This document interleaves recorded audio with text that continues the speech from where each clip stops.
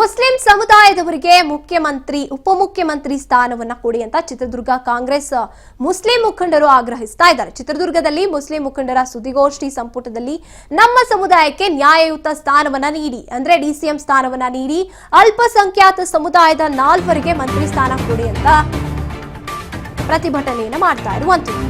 Muslim ಸಮುದಾಯದವರಿಗೆ ಉಪಮುಖ್ಯಮಂತ್ರಿ ಸ್ಥಾನ ಕೊಡಿ ಅಂತ ಕೇಳ್ತಿದ್ದಾರೆ. ಚಿತ್ರದುರ್ಗ ಕಾಂಗ್ರೆಸ್ ಮುಸ್ಲಿಂ ಮುಖಂಡರು ಆಗ್ರಹಿಸ್ತಾ ಇರುವಂತದ್ದು. ಚಿತ್ರದುರ್ಗದಲ್ಲಿ ನಡೆದಂತ ಮುಸ್ಲಿಂ ಮುಖಂಡರ ಸುದ್ದಿಗೋಷ್ಠಿಯಲ್ಲಿ ಸಂಪುಟದಲ್ಲಿ ನಮ್ಮ ಸಮುದಾಯಕ್ಕೆ ನ್ಯಾಯಯುತ ಸ್ಥಾನವನ್ನ ನೀಡಿ ಅಲ್ಪಸಂಖ್ಯಾತ ಸಮುದಾಯದ 4 ಜನಕ್ಕೆ ಮಂತ್ರಿ ಸ್ಥಾನ ಕೊಡಿ ಅಂತ ಕೇಳ್ಕೊತಾ ಇದ್ದಾರೆ.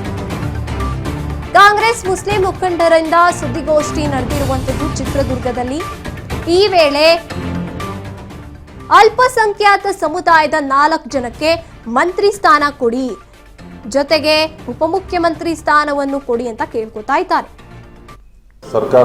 ಸರ್ಕಾರ ಬದಲಾವಣೆ ಇದ್ದು ನಮ್ಮ ನೂತನವಾಗಿ ಸಿಎಂ ಬದಲಾವಣೆ ಇದ್ದು ಅದಕ್ಕೆ ಡಿ.ಕೆ. ಶಿವಕುಮಾರ್ ಅವರು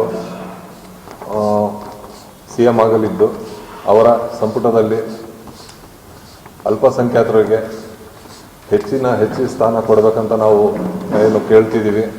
ಅದರಲ್ಲಿ 4 ಸ್ಥಾನ ನಮ್ಮ ಅಲ್ಪಸಂಖ್ಯಾತರಿಗೆ ಮಿನಿಸ್ಟರ್ ಸ್ಥಾನ ಕೊಡಬೇಕಂತ ನಾವು ಕೇಳ್ಕೊತಿದ್ದೀವಿ. ಅದರಲ್ಲೂ 1 ಸ್ಥಾನ ಡಿ.ಸಿ.ಎಂ ಸ್ಥಾನ ಕೊಡಬೇಕಂತ ನಮ್ಮದು ಒಂದು ಬೇಡಿಕೆ ಇದೆ.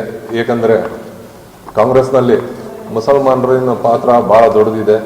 ಪ್ರತಿ ಸರಿ ಯಾವುದೇ ಎಲೆಕ್ಷನ್ ಆದ್ರೂ ಅಲ್ಪಸಂಖ್ಯಾತರು ಭಾಳ ಹೆಚ್ಚಿನಾಗಿ ಮತ ನೀಡಿ ಕಾಂಗ್ರೆಸ್ನಲ್ಲಿ ಸರ್ಕಾರ ಬರಲು ಬಹಳಷ್ಟು ಪ್ರಯತ್ನ ಪಡ್ತಾರೆ.